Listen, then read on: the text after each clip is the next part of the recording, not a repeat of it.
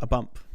What's up, everyone? Kevin here from Skywatcher. Welcome to another episode of the What's Up Webcast. Sorry, I bumped the power button on the audio. So now we should be good to go again.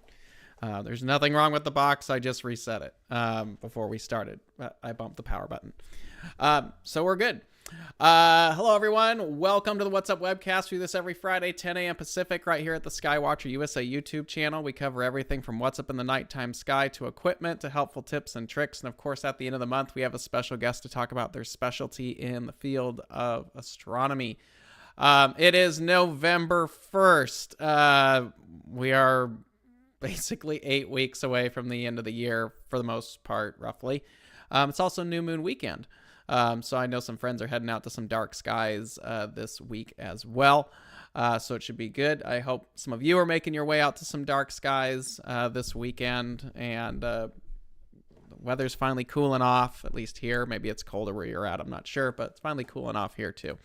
If you like what you see here, please go ahead and subscribe. Leave a like on a video. If you have an idea, we do need ideas for next year. For the What's Up Webcast, you can email us at info@skywatcherusa.com and title it What's Up. We're always looking for ideas for future episodes, so definitely appreciate your input on that. I know we've been getting some requests from TOTM. We are going to get the patches list together. Some of you are saying that you haven't gotten patches. We're going to look into that and get you caught up on that. I will say this. Actually, there's a couple things we should probably address really quick. If you don't get a patch, it's probably because there's something wrong with the address or we didn't get the email, because we go through that very critically to make sure everyone gets what they're owed.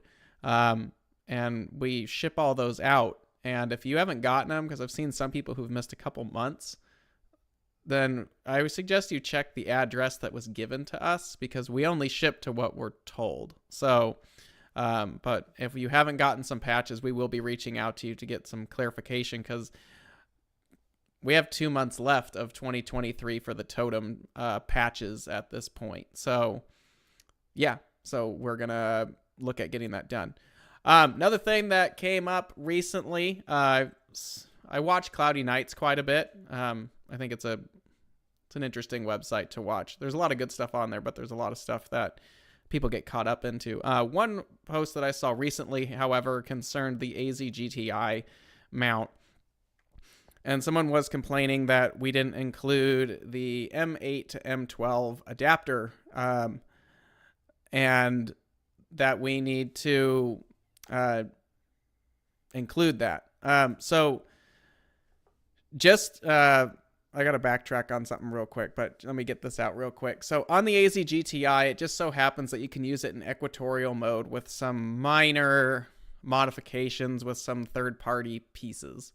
And early on, we had a firmware that allowed that mount to be used in EQ mode. That caught on in popularity, and people started using the AZGTI in that format, using it as a small equatorial mount, which is perfectly fine. However, when we asked to get more support from that from higher up in the food chain from us, they talked about it for a little bit. Actually, we asked in person, and they said no. I don't know the reasoning behind that. Probably because the Star Adventure GTI at the time was in the works.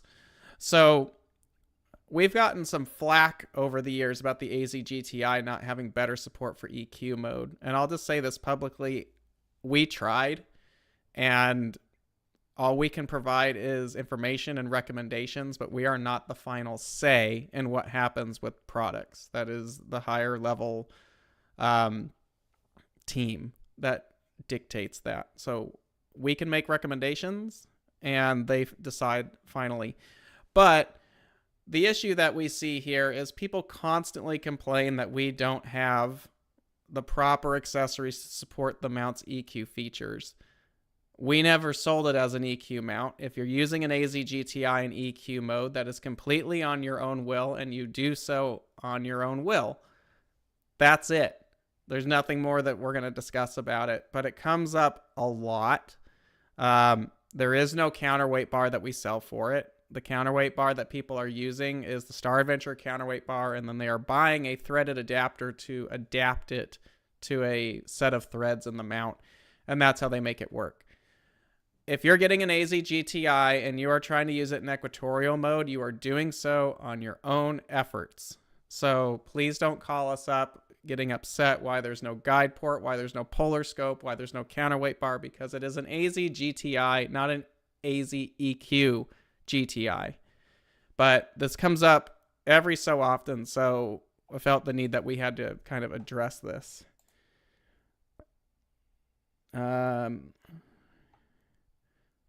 We'll have a warranty issue when you make it into EQ mode. No, there's no warranty issue because we actually have a firmware that supports that mode. It just happens to do it.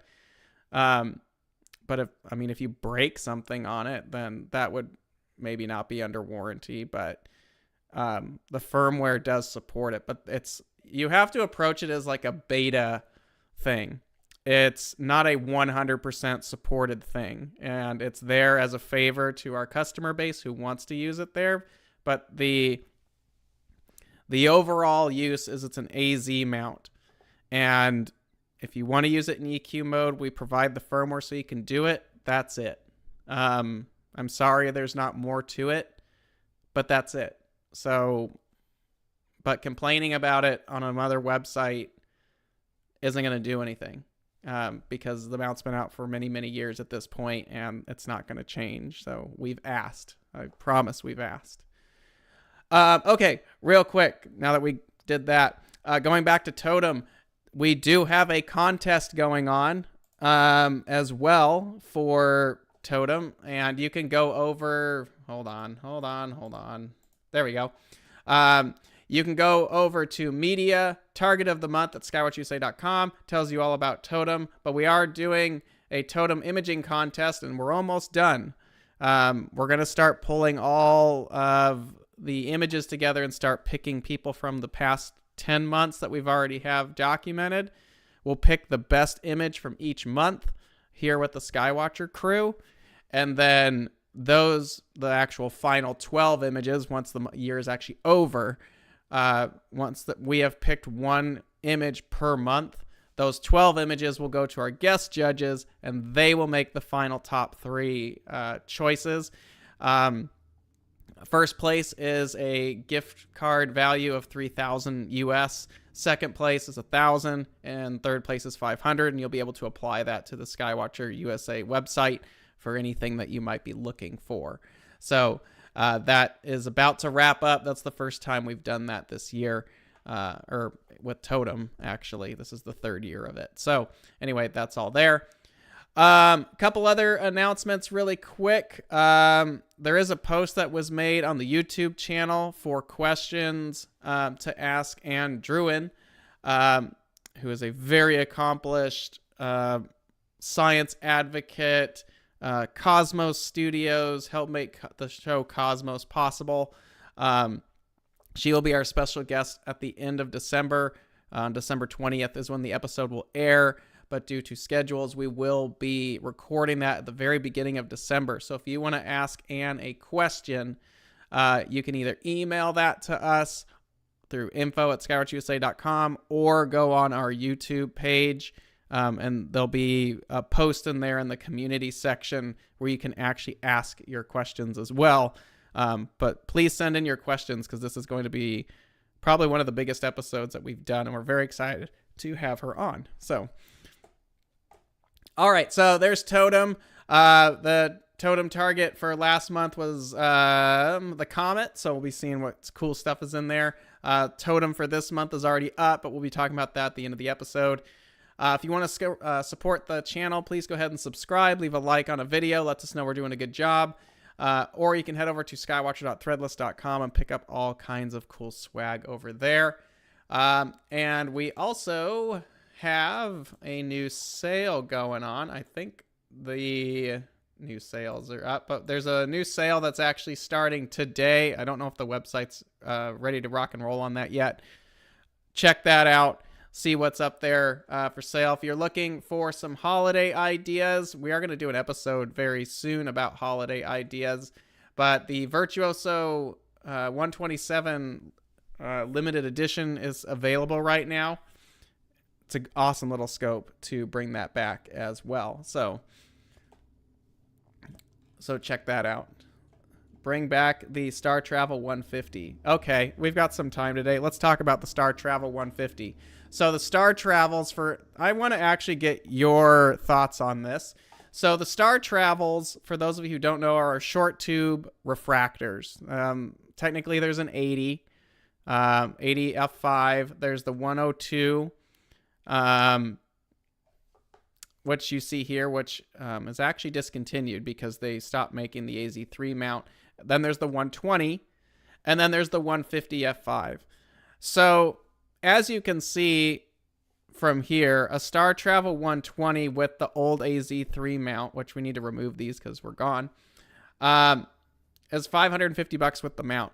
So here, I'll get your guys' opinion on this. First, how many of you would like to see the Star Travel optical tubes in the Skywatcher USA lineup? These are short tube achromat refractors. They're basically wide field deep sky refractors. That's what they're for. So if you're buying them for planetary, great. The 102 and the 120 are fairly affordable telescopes. They'd probably be under $500 ballpark for the optical tube and maybe some basic accessories. Now, there is a larger version, the 150 millimeter f5 achromat refractor. We have one. We've evaluated. It's nice. But running it through the pricing and all that, it would probably be just under $1,000 for that telescope tube. Keep in mind, this is a short tube achromat refractor. Now, a lot of times we get requests at shows for if you only built this and if you only did that, or if you brought this in, this would sell. We've looked at the numbers on these telescopes and we've seen the trends and out there, and it's one of those where we just don't know that it actually makes sense at this point. And they're really nice telescopes for what they are, but so many people want to do astrophotography nowadays, and the demand for achromat refractors, and especially a short tube achromat, the pool is very, very limited. So, and for Skywatcher, our market, we do mass production. So we would need to justify being able to stock and sell these telescopes, and not just a handful here and there, like hundreds of them. And looking at the market, it just doesn't seem like there's a big market for the Star Travels. But if we're wrong, and if you're interested in it, please let us know, because I'd like to know our customers' feedback, because you guys are the ones that buy these and use them. I mean, I do too, but I respect and would like to know, honestly, our customer base's opinions on certain things. So let us know. You can also put it in the comments on this video, but I'd be curious because it's a cool telescope, but it's a very limited use telescope. So, alrighty. So why don't we get started? So bounce back here. Go ahead and subscribe. Leave a like on the video. info@skywatcherusa.com if you want to throw some stuff up there. If you like what you see and you want to be more a part of the Skywatcher community, head over to skywatcherusa.com, hit subscribe and save up at the top right, and you can join our email list as well. All right, so let's start with the big bright thing in the room. This is the moon. So new moon is today, November 1st. So happy Dia de los Muertos as well. Dark sky weekend is this weekend, which would be the 2nd and the 3rd. It's supposed to be a little cloudy here, unfortunately. So I guess that's how it works.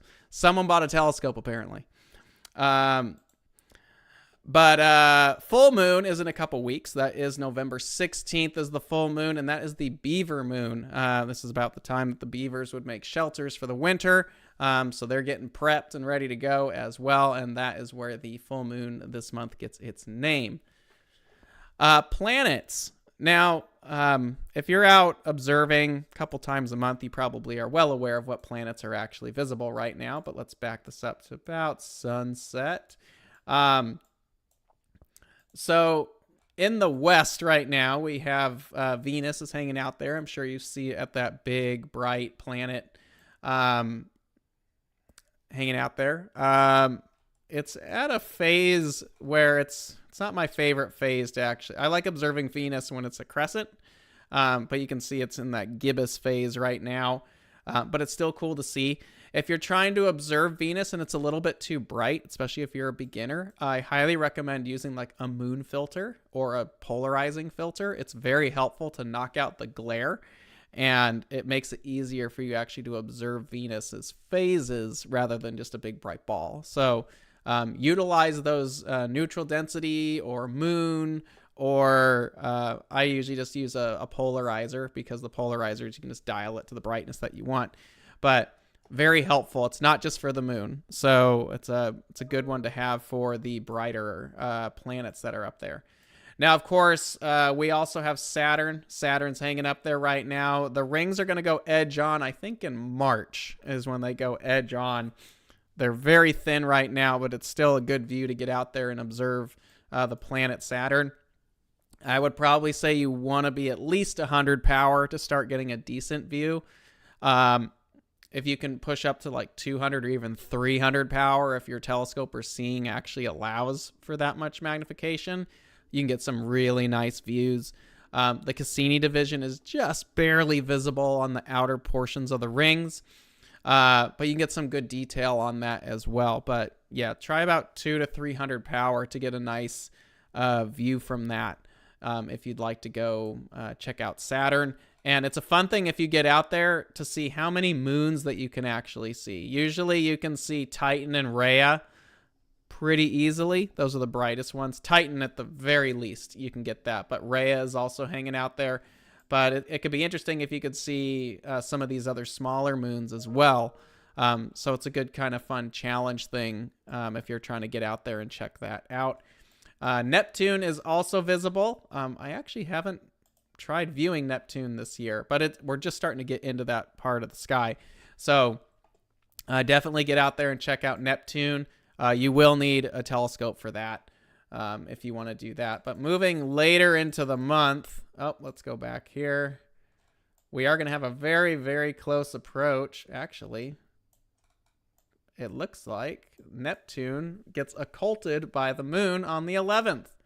So at a reasonable hour too, at least here on the West Coast, be a little bit later on the East Coast. But looks like the moon will be occulting the planet Neptune on the 11th of November. So that's something to keep an eye out for as well. I'll have to give that a shot. That one's going to be hard because you're going to have this little tiny blue ball and this really bright white ball.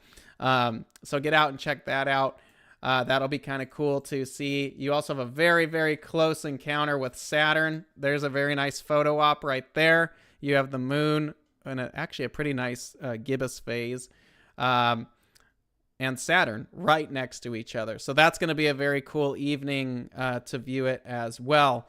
So there's some good planetary interactions with the moon this month. So definitely go out and check that out. You also have Venus and the moon. That'll be this week on the 4th. Very nice little crescent. So that'll be kind of a cool photo op if you want to get some of that Earth shine on the moon and Venus. So some really cool stuff going on this month if you're looking to see some cool stuff with the planets.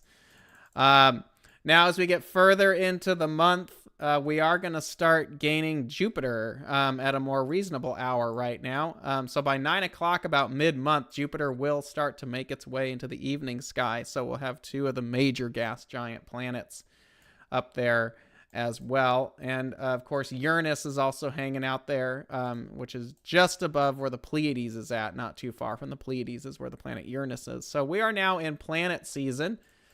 And then by the very end of the month, we'll start getting Mars back up in the sky. Now, this year isn't going to be a very big Mars year. It's not at one of its more grander positions.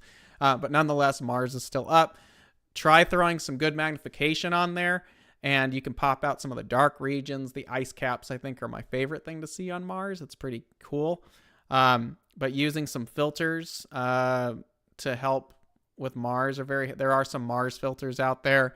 I like the Botter Moon and Sky Glow and Contrast boosters. Those are my planetary filters. I think they do a nice job, and they also double as some lighter nebula / light pollution filters. So they're a kind of a good double-edged sword that you can have in the case if you need to be doing some stuff.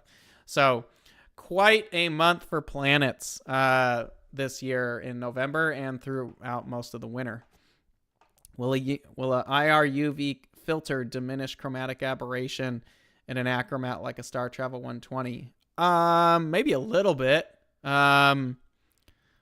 UV usually cuts off right around 390 nanometers. My guess is you're still going to see some of the purple fringing. There are some achromat filters out there, but they turn the view a little bit more yellow. I think it kind of gets distracting. That's my perspective on it. So yeah, we're looking at that. But I don't know that a UV IR will do a lot for you, but it's worth a try, and they're fairly cheap filters that you can use. If you've got one, try it out. Are you planning on bringing the HAC 125 to the U.S. market? Not at the moment. You have to wait and see. There's other stuff going on that you probably don't know about. But it's a very interesting telescope. I will say that. The HAC 125 is a very intriguing telescope. It's a little odd, but it's a very interesting optical design. But not yet. I'll leave it there. I can't go much more into detail about that guy. But if you want one, you're going to have to go out. Currently, if you want one, you'd have to go somewhere else to purchase it. But then your support here is going to be limited at the moment. So, all right, the sun. That big, bright, burning ball of gas that's up in the sky right about now. Probably in the east or mid sky, depending on where you're at. If you're watching this live, we are basically in solar maximum right now. The sun is hopping with all kinds of stuff to see. If you have solar filters, I recommend getting out. Please make sure when you are observing the sun to take extreme caution in doing this safely. Observing the sun can be very dangerous. So we are getting near the holidays. So if you're thinking about getting a telescope for someone, I would recommend that you hold off on doing anything sun-wise unless they really know what they're doing. We have a couple episodes in the past where we talk about solar filters and the different types and what they do and all that. The sun is a very dynamic object to observe and, better yet, image. I have some friends of ours that are just fantastic solar imagers. And the nice thing is you don't have to go get this big, big telescope to take some awesome images of the sun. There's plenty of people doing it with very small instruments nowadays. But please just take care in observing the sun correctly with the correct type of filters at this point. So, where'd they go? Hopping over here, if you want to go over to Gong, I just type in Gong, G-O-N-G-H alpha into Google, and it pops this page up. These are live solar images. You can see there's a really cool little dancing prom up here. There's a very large prominence here, which was probably a filament a couple other days ago. There's some nice active regions. Today is actually fairly calm in comparison to what the sun has been throwing down the last couple weeks. But there's still some really nice detail. There's some good filaments. There's some good active region. There's some sunspots. There's a little bit of everything. So if you have a hydrogen alpha solar telescope, please don't go use a nighttime H alpha filter. You need a actual daytime solar filter, hydrogen solar filter, to see this detail. Go give that a look. If you just have a white light filter, there's some really nice sunspots, especially this big old thing right here, 3879, and then some really nice chains of stuff floating up there. Even a basic white light filter, you get some really nice images as well. So now is definitely the time to get out and observe the sun. Try imaging it. I have friends who do sketching. Sketching is kind of diminished art, but there's some really cool stuff that people do with that. But go out and take a look at the sun. Please be safe about it, though. Meteor showers. So there's 3 meteor showers this month. The Torrid meteor shower, the northern and southern ones, they're fairly minor compared to the Leonids at the end of the mid-month. But you can see the southern Taurids are basically next week, and those are the best positioned with the moon phase. So 11% with the moon, or the moon is going to be at an 11% illumination, so fairly dim and out of the sky before those really start to take off. Northern Taurids, a couple days later, you can see how quickly the moon actually fills up in illumination. So we're moving to 79%, and then the Leonids about mid-month, which basically is right about full moon, 98%. So the Leonids are going to have a really hard time this month, actually this year, because of just how the moon phases actually work. So if you're going out to catch the Leonids, it'll be a little difficult. You'll probably get some of the brighter ones, but because we're just around full moon, that moon's going to be up for the majority of the night. Comets. I think a lot of us have probably been quite busy with Comet Atlas that's been up recently. So Comet Atlas, this is actually the morning, when it was up in the morning, put on quite a show earlier this month. It was naked eye visible, starting on the 12th. It was a very impressive comet to see. Even from my light polluted backyard, I could see, the tail. Binoculars did a great job. So I'm really looking forward to seeing what many of you got, because it was the totem target for this past month. I'm curious to see what you guys got as far as that picture goes. But it's still up there. It's still hanging out. It's actually gotten quite high in the sky, but it is dimming rapidly. But there are still some really cool pictures that are being shot of Comet Atlas. C2023A3 is the whole catalog arrangement. It's got its names after that, but that's been a very popular thing this month as well. So Comet Atlas is hanging out there. There's always some more comets that are up in the nighttime sky, and I like to go to cometchasing.skyhound.com, and it gives this full breakdown of everything that's actually visible. So there's all kinds of cool stuff up right now, but Atlas is the big one. 13P Olbers right here. That's about 9th magnitude is what it's saying here. That's a telescope object, and I think it dims out from there. So not a lot of big comets right now, but we're still lucky to have Atlas hanging out right now. So go out and check that out if you can. Deep sky. We're in that transition period between summer and fall as far as the sky goes. There's a lot of the high constellations from the summer that are still there, like Cygnus and Lyra, showing their objects. But now we're starting to transition into those autumn objects as well. So there's lots to see. We could spend an hour just talking, probably over an hour if we wanted to get into the nitty gritty of what is up in the sky just to observe. First off, of course, M31, the Andromeda Galaxy, 2.5 million light years away. You can almost do this in any sky visually, maybe not the worst locations. And the worst locations, you might see kind of like a little fuzzy puffball. But as you get a little bit further from the light, you'll start to see or the dust bands in the arms and all kinds of little details right there.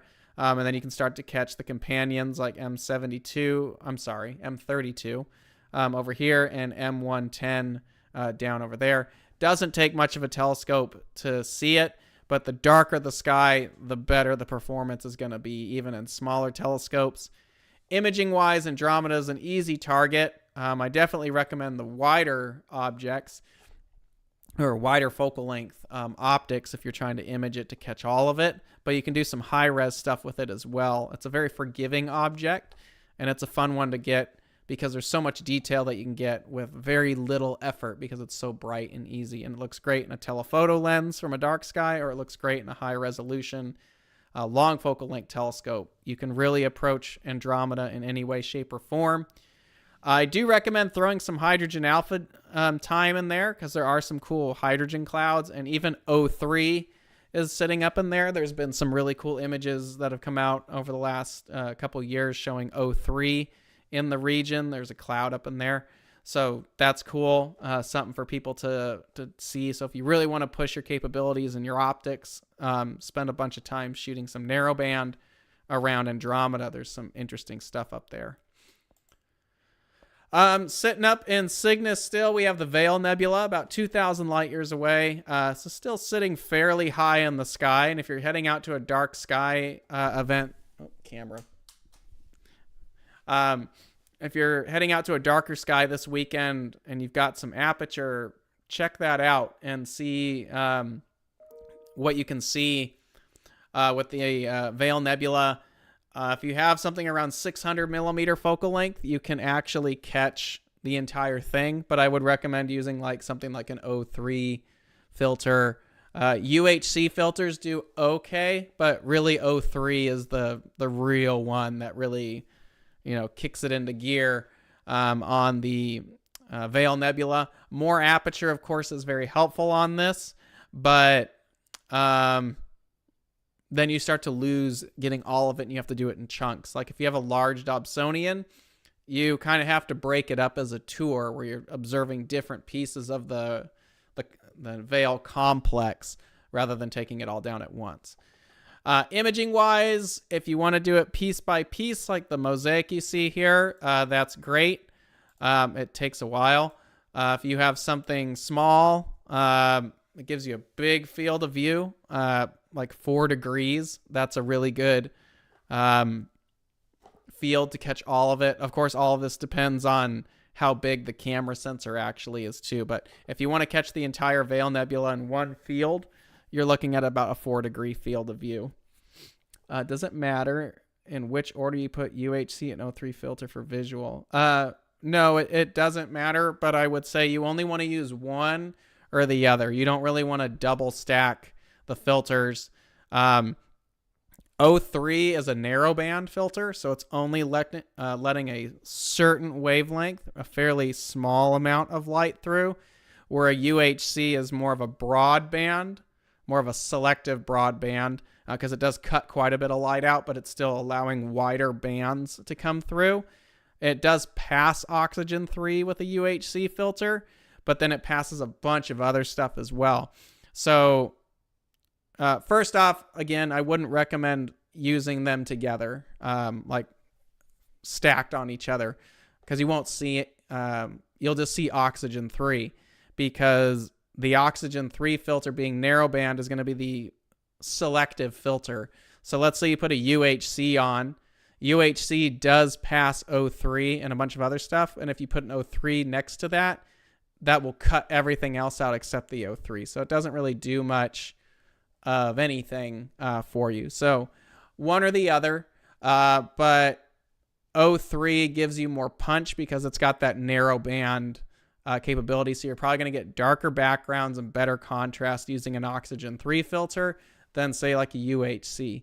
But if you don't have an O3 filter, it's not the end of the world. A UHC will bring the Veil Nebula out. But if you could try an O3 filter, I can guarantee that you might prefer the O3 better when it comes to observing this nebula. Is the Veil Nebula a remnant of a previous supernova? It is a supernova remnant. It's a big one, actually, over 3 degrees in diameter, but it's a supernova remnant. And there's multiple parts to it. You have the Western Veil down here, also called the Witch's Broom. You have the Eastern Veil over here, Pickering's Triangle down here, and then all this nice little detail kind of floating down there in the middle is really fun to kind of chase after as well. Space shrimp. That's a great term. There is the Shrimp Nebula, though. But space shrimp is I'm never going to be able to look at the nebula the same way again without thinking about shrimps. So thanks, Tolga. But no, that's a good one.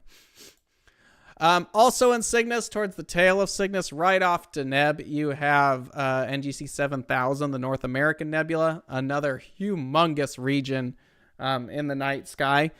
This one's also about 3 degrees in diameter. And O3 or UHC would work. I've always wanted to try an H beta filter. I'm sure it would work because this is a very heavy hydrogen region. You can see from the image here, this is hydrogen alpha. And whatever you can see in hydrogen alpha, you can see in hydrogen beta.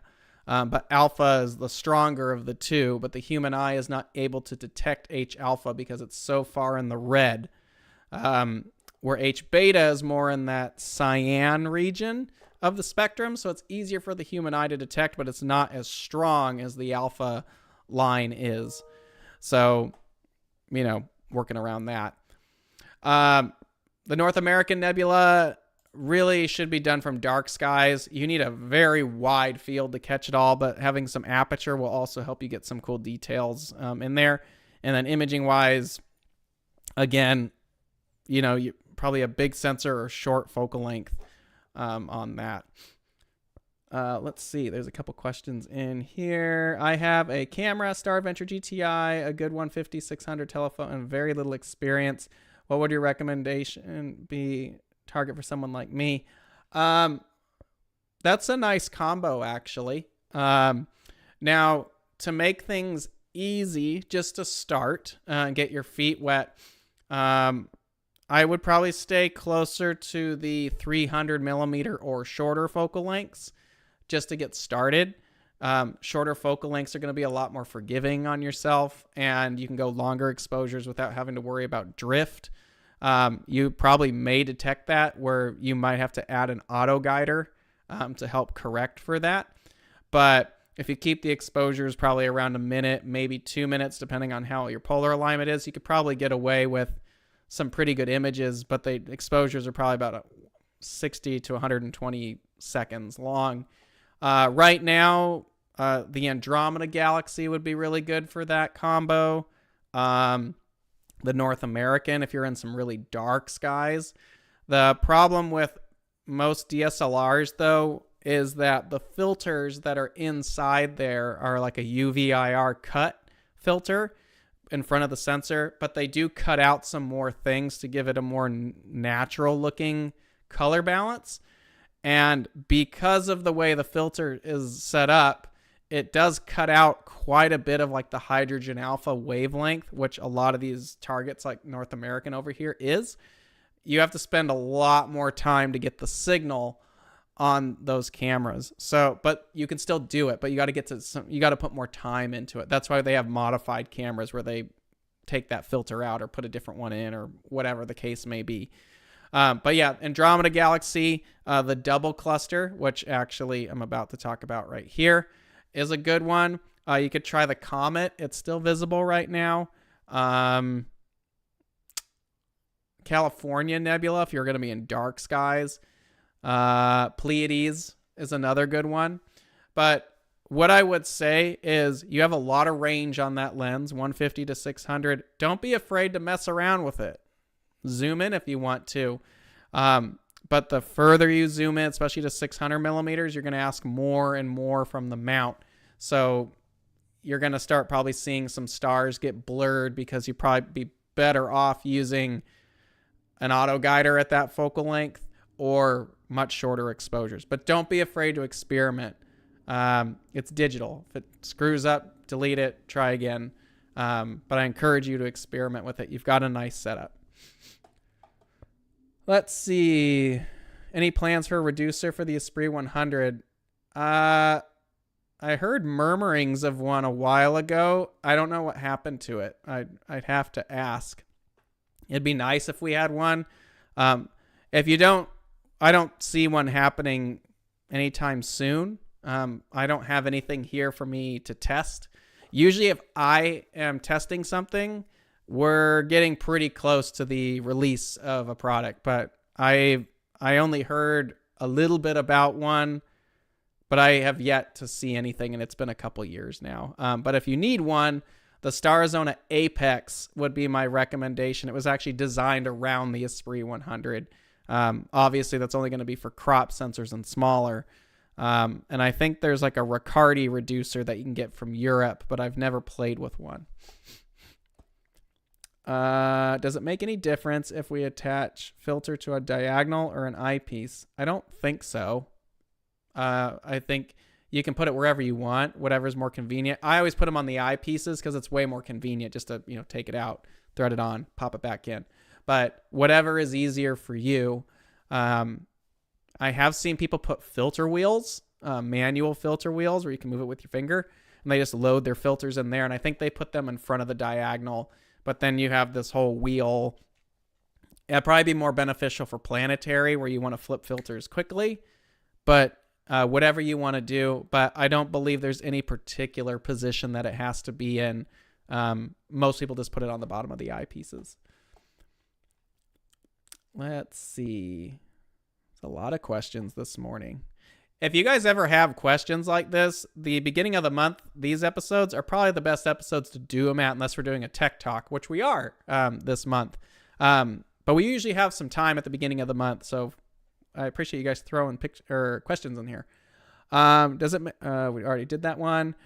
Are your Esprit series reworked for smaller pixels? Not at the moment. That has been a topic of discussion because the Esprits are pushing 13 years old at this point. They came out right before I started at Skywatcher, which was 2012. So, and then there were some carbon fiber tube versions before the Esprits. So the Esprit triplets, see that family, it's probably about 15 years old. It's probably time that we look at that for smaller pixels, but right now again, I don't have anything in my hands.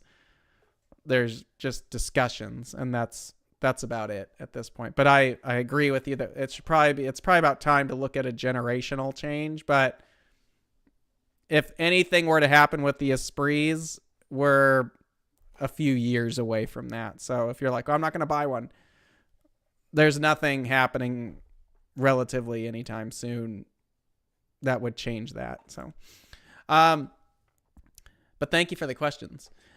This is the double cluster. It's up in Aquila, 7,500 light years away. It's an easy, actually, is it in Aquila? It should be in Perseus. Maybe it's right on that line there. Very easy target to go after. It's a great imaging target. I was actually testing a scope the other night on this, and it's amazing how easy it is to get a very nice picture very quickly of the double cluster. There's a lot of nice orange stars in there. It is an older cluster, but it's a very easy target to work with. I need to reshoot this because this one looking back is now terrible because the stars are just bloated and it's out of focus.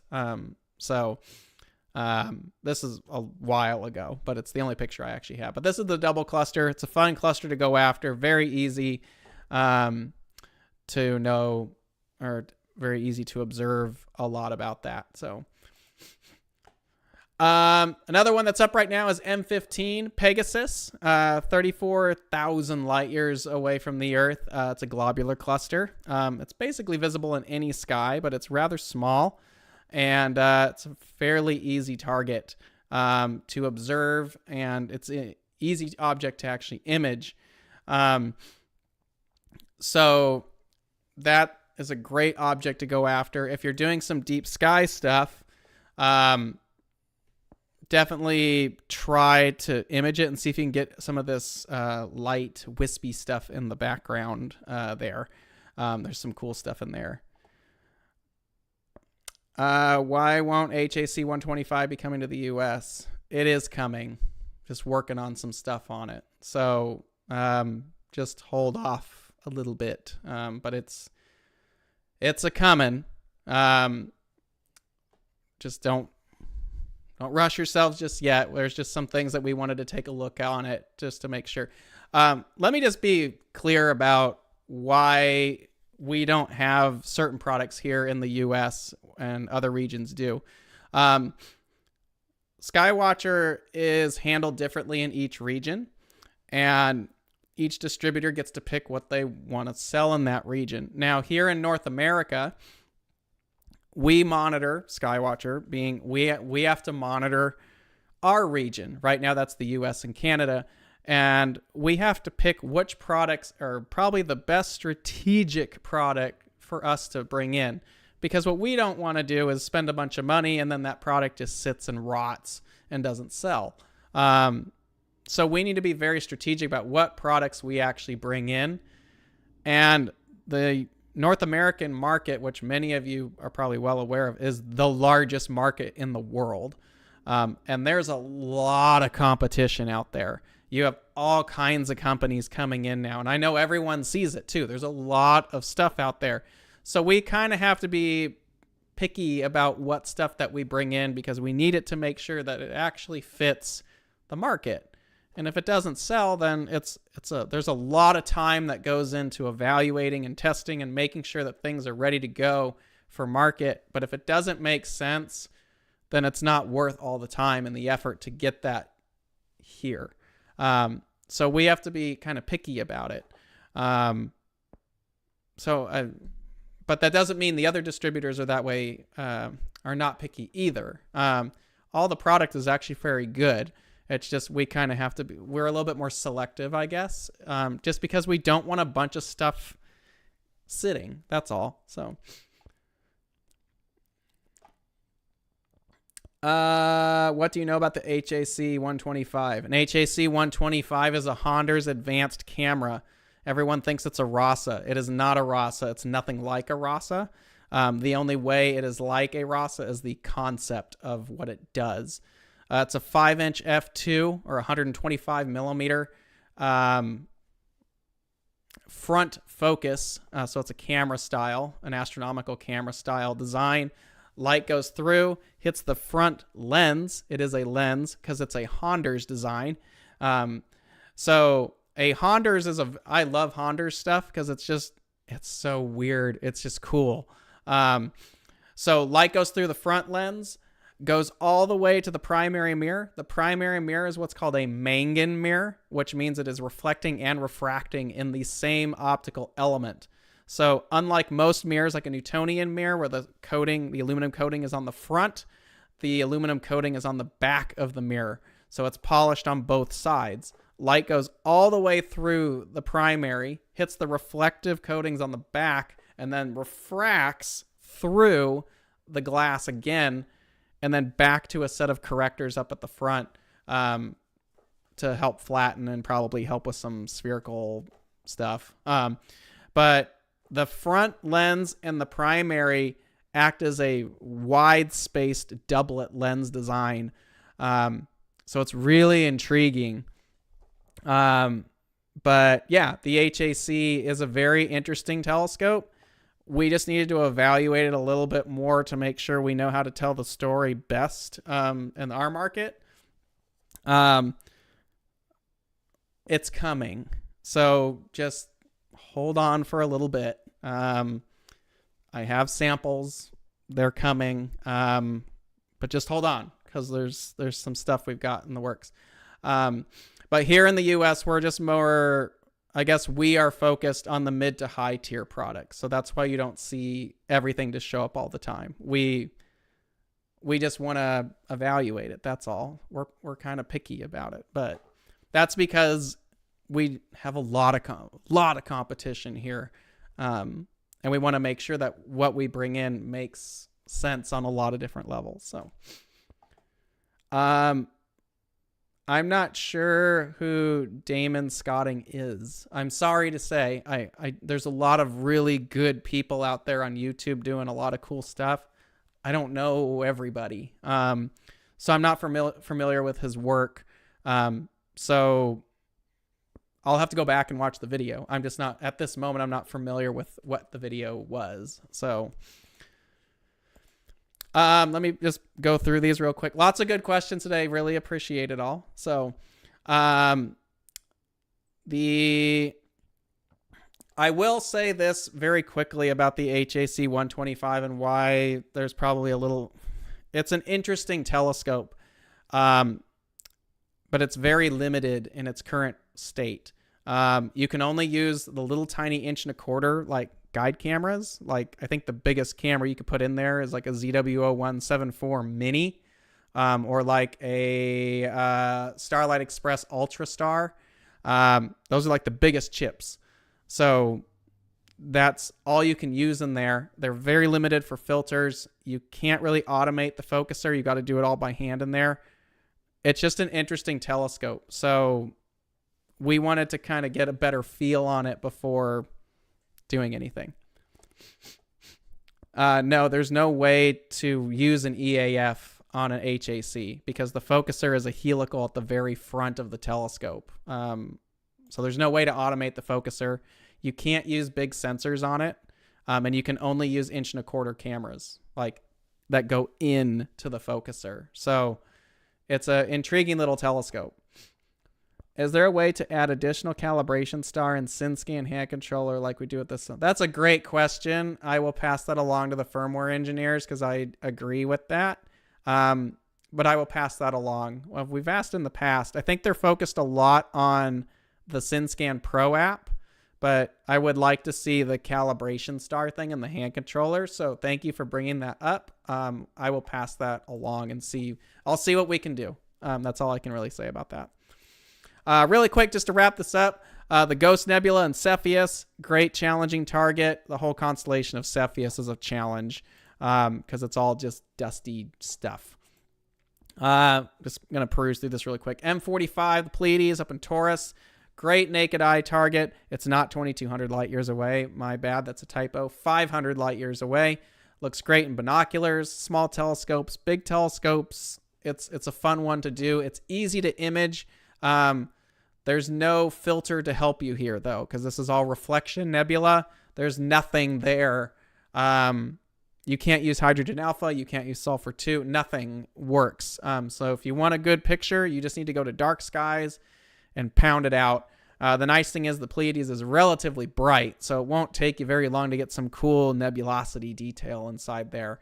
You know, a few basic pictures would do okay, but if you want a nice smooth image, then, you know, a good data set is required. But the Pleiades is a great target to go after, and it's really refreshing because of the blue. Everything else is so red in space that the blue is kind of a nice touch. The Bubble Nebula, NGC 7635, just outside of Cassiopeia, about 7,000 light years away. This one is challenging. You're going to need some more aperture, and it's rather small. So UHC or O3, but it takes like a 20-inch telescope to really start to get in there with it. But the Bubble is challenging. Then we have M33. Sorry, I was rushing through some stuff. 2 points. This is actually an Andromeda, not Cassiopeia. I apologize. This actually takes some dark skies to get. It's a very diffuse galaxy. If you're imaging it, try the hydrogen alpha filter. It really pops out some of those H2 star forming regions, and it adds just some depth to that object. And then, of course, we have the Milky Way still hanging out there doing its thing. We're getting to the end of the season. Probably by the time November's over, we're pretty much wrapped up with Milky Way season at this point. And then we wait for the winter Milky Way, which is much fainter, to actually come out. October, we did Comet C2023A3 as the totem target. We'll start getting that list together so we can get patches out. This was an event I was doing earlier this month on the 12th. We just happened to be at an awesome spot to catch it. So that was the comet from what I could catch, and Venus. I was actually really happy with it. I was so rushed to get this shot. But I was happy. But I've seen some really cool stuff with the comet. I don't know how some of you do comet processing. It's like the hardest thing for me to do, but some of you are so amazing at it.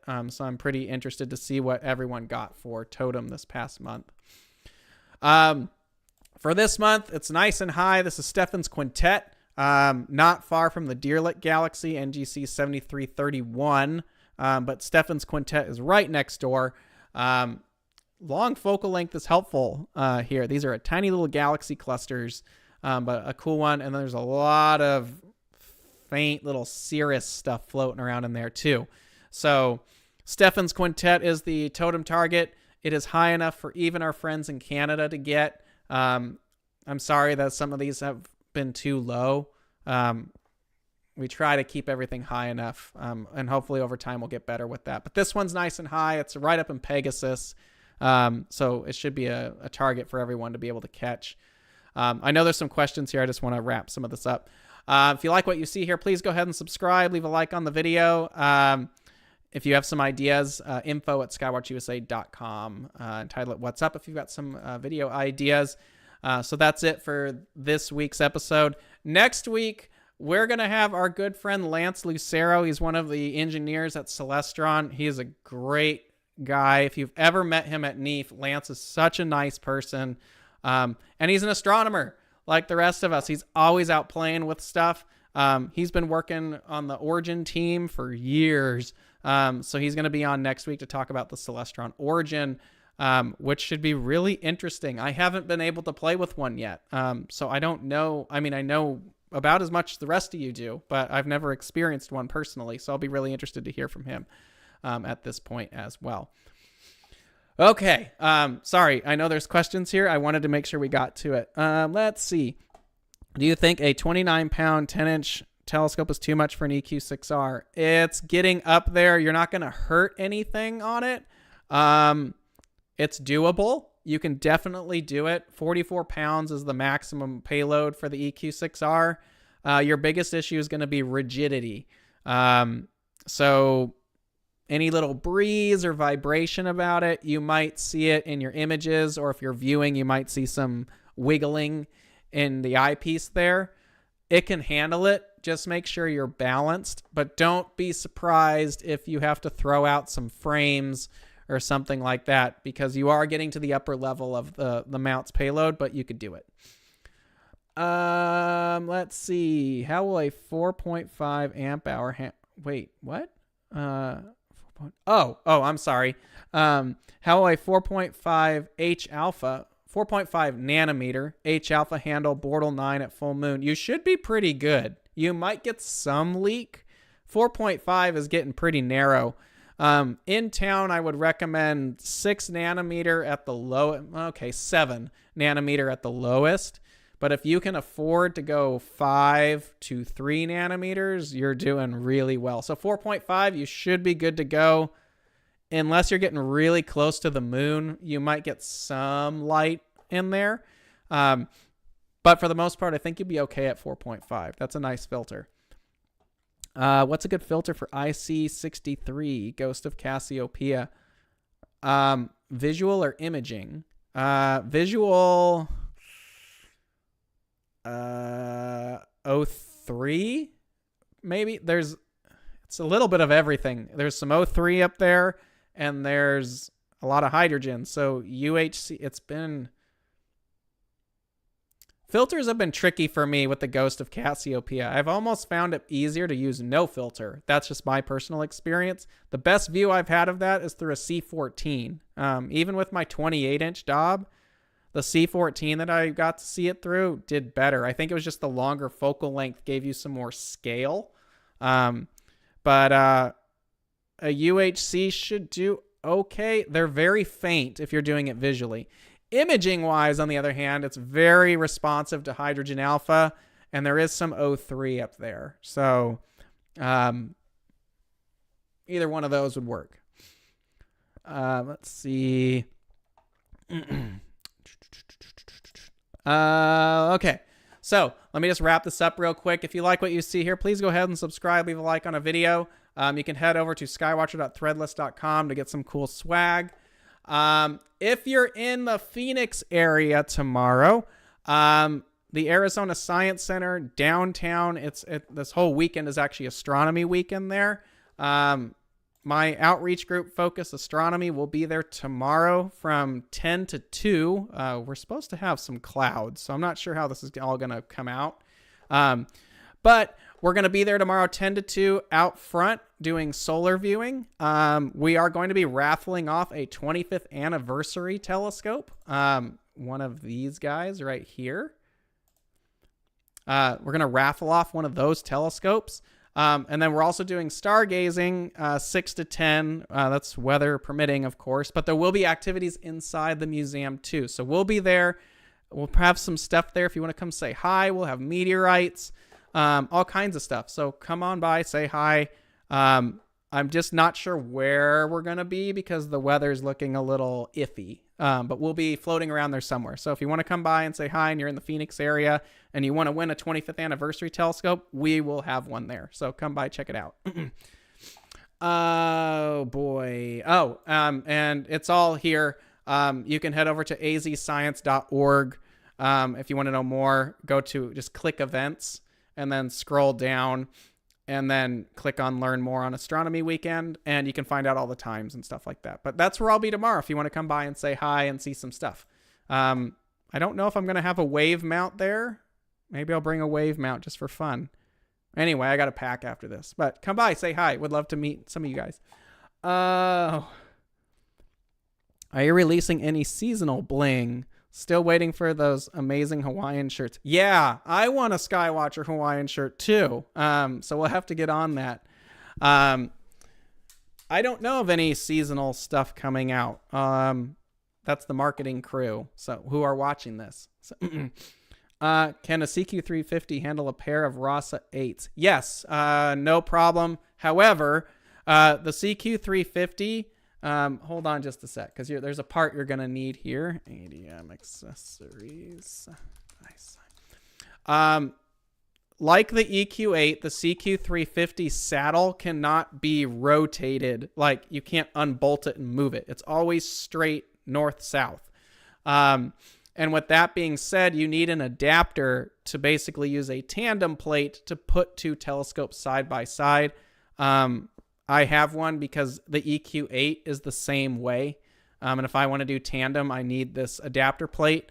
ADM Accessories is the only one that I know that makes this plate. And I'm trying to find it on a whim here. Oh, here we go. You're going to need this one right here. It's called the CGX SBS plate. You need one of these to do side by side on an EQ8 or a CQ350. Because they have through mount cabling and homing sensors, there's stuff in there that prevents you from rotating the saddle easily to accept a tandem plate, and there's hard stops. So you need one of these adapters, and then you put your tandem plate on top. But I think RASA 8s are like 17, maybe 20 pounds. But you could put a pair of them on a CQ350, but you will need some adapters. Lots of questions today. I like questions. I like talking to you guys. Will an F4 Newtonian be too much for an HEQ5 with all the imaging gear load? It depends on which one. An HEQ5 is a 30-pound payload. A Quattro 200 would probably be about the biggest you could. I wouldn't do a 10-inch. A 10-inch is too big, just bare bones. I think the 8-inch you could be okay.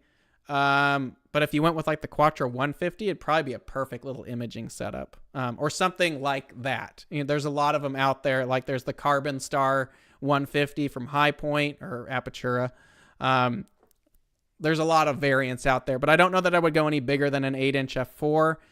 Fully loaded would probably be pushing it the upper levels of what an HEQ5 can do, but you could probably get by with it. But a 150, 6-inch one, you should be okay.